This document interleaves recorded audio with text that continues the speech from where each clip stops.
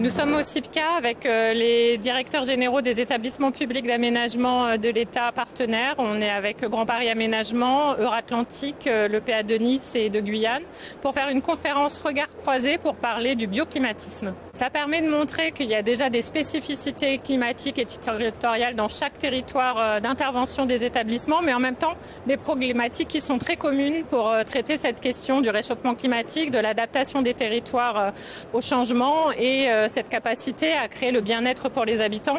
Et la question du bioclimatisme, qui est une question qui englobe beaucoup ces questions-là, est une question qui nous intéressait pour faire le point sur un certain nombre d'interventions qu'on porte les uns et les autres. En Guyane, nous sommes sur un territoire essentiellement vierge, qui recouvre à 95% de forêt amazonienne, mais avec des enjeux démographiques très forts, puisque la population a triplé en 30 ans et elle se concentre sur le littoral dans quelques villes. Il y a un enjeu de quantité de logements, mais il y a aussi un enjeu de qualité et de coût, puisque la moitié de la population est en sous le seuil de pauvreté. Vous comprenez bien qu'il faut pouvoir tout concilier, donc faire à la fois des écoquartiers durables, résilients surtout par rapport au changement, mais à des coûts qui restent abordables. Les effets du changement climatique, il y a des effets sur les températures, même si elles sont moins importantes que dans les hautes latitudes.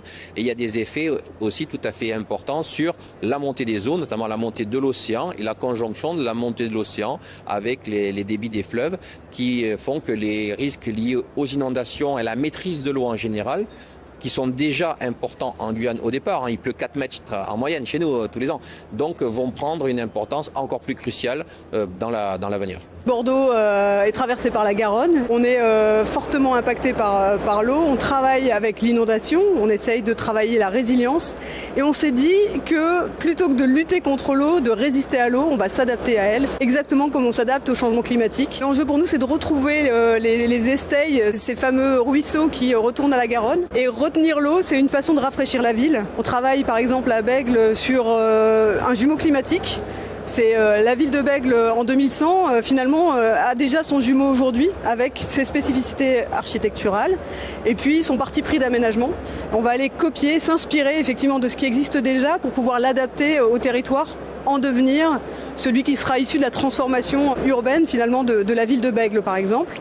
Et à Marseille, on a regardé un peu comment l'EPA a aménagé le parc des Égalades pour pouvoir nous aménager le parc Eiffel et gérer le risque inondation en rive droite pour pouvoir faire de ce parc aussi un ouvrage hydraulique, pas simplement défensif mais qui accueille l'eau et qui la laisse repartir.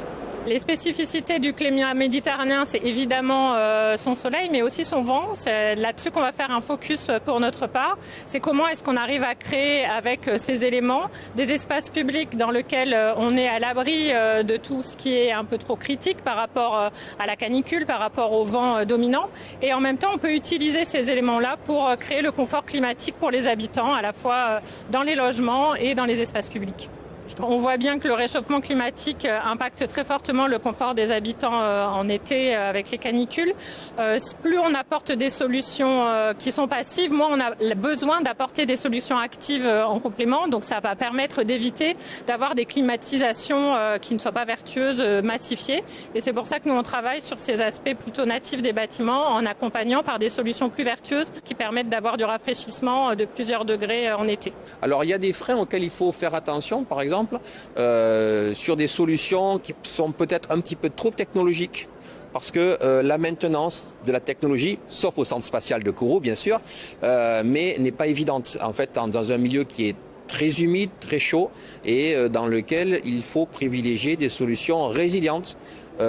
Faciles à entretenir, des solutions adaptées à un pays du Sud. Les freins, ils sont plutôt d'ordre financier. Technologiquement, je suis pas inquiète parce que on a beaucoup de solutions.